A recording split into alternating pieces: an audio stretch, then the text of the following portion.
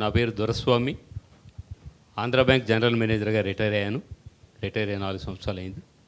ప్రాథమిక విద్య అంతా కూడాను తెలుగు మీడియంలో నారాయణ వనం 10వ తరగతి వరకు, తర్వాత intermediate Puttur SR junior college.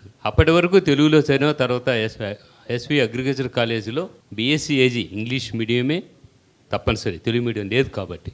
అలా చదువుకున్న మనకి ఇంగ్లీష్ భాష మీద తప్పనిసరిగా ప్రాధాన్యత అనేది సంతరించుకోవాలి అనే ఒక దృష్టితో ఇంగ్లీష్ చదవడము, దాని మీద పట్టు సాధించడము, తర్వాత బ్యాంకులో గ్రామాల్లో సేవ చేసుకుంటూ ఇంగ్లీష్ మాట్లాడలేదు, తెలుగే మాట్లాడుతున్నాం.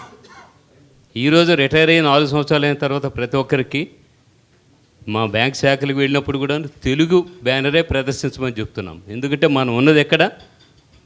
గ్రామాల్లో, తెలుగు ఉన్న చోట. ఈ రోజున ఇంటర్వ్యూలకు వెళ్తున్నాం, రిక్రూట్మెంట్స్కి. క్లర్క్ ఉద్యోగాలకు కూడాను కంప్యూటర్ సైన్స్ చేసిన వాళ్ళు కానీ, కెమికల్ ఇంజనీర్ కానీ చేసిన వాళ్ళు వస్తున్నారు. వాళ్ళు ఇంటర్మీడియట్ వరకు లేదు, కాన్వెంట్ నుంచి కూడా ఇంగ్లీష్లో చదివి ఉండొచ్చు. వాట్ ఈజ్ యువర్ ఫాదర్ అంటే my father was a farmer అనే రోజున వాళ్ళ నాన్నని అలా సజీవంగా ఉంచి ఈ రోజున మా ఫాదర్ వాజ్ అనే దౌర్భాగ్య స్థితిలో ఉన్నాము. ఎందుకంటే తెలుగు తెలుసు మీకు, ఇంగ్లీషు కనీసం ఆ సెంటెన్స్ ఫార్మేషన్ అయినా కానీ చేర్చుకోవాలి అనే జ్ఞానం పెంచుకోకుండా మనం ప్రజల్లో, మార్కెట్లో, ప్రొఫెషన్లో వెళ్ళి చెయ్యాలనుకోవడం మాత్రం అవివేకం కాదా? ఒక క్యాండిడేట్ వచ్చారు, మీ దేవురు కావాలి, మీ నాన్నగారు ఏం చేస్తారు? టీచర్. మీ జిల్లా ఏమిటి? నెల్లూరు. నెల్లూరుకి మరొక పేరు విక్రమసింహపురి, ఇంకో మరొక పేరు ఎస్పీఎస్ఆర్ నెల్లూరు. ఎస్పీఎస్ఆర్ అంటే ఏమిటి? శ్రీ పొట్టి శ్రీరాములు. వారెవరు?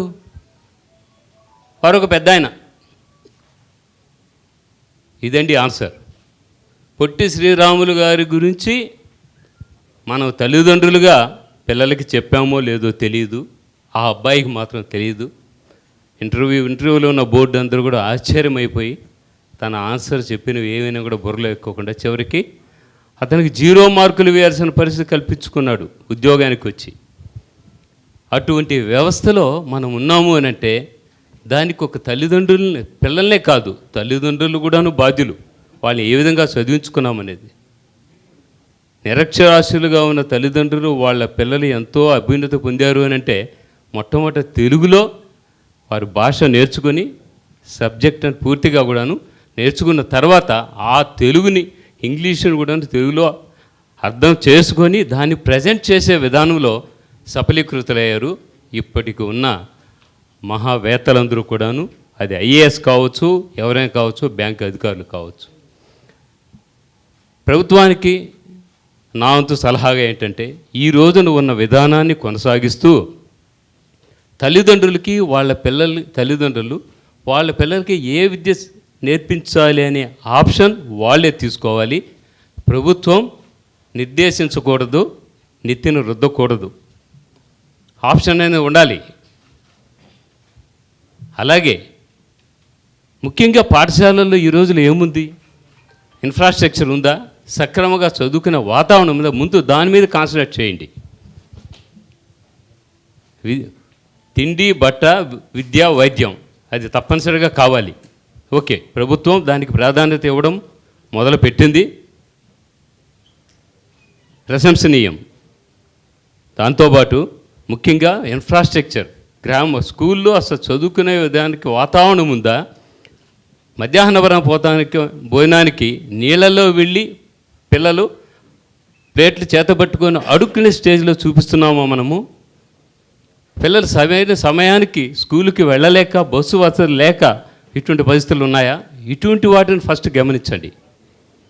వసతి ఏర్పాటు చేయండి, విద్య అభ్యసించే వాతావరణాన్ని క్రియేట్ చేయండి, అధ్యాపకులను పూర్తిగా నియమించండి, పాఠశాలకు పాఠ్య పుస్తకాలని సమయంలో అందించి ఏర్పాటు చేయండి. సమగ్ర భారతదేశంలో ఉండే ఎడ్యుకేషన్ పాలసీని పూర్తిగా విస్మరించవద్దు. మన సమగ్ర భారతదేశంలో ఒక భాగం ఆంధ్రదేశం. దాన్ని విస్మరించి ఏదో చేయడానికి ప్రయత్నించవద్దు.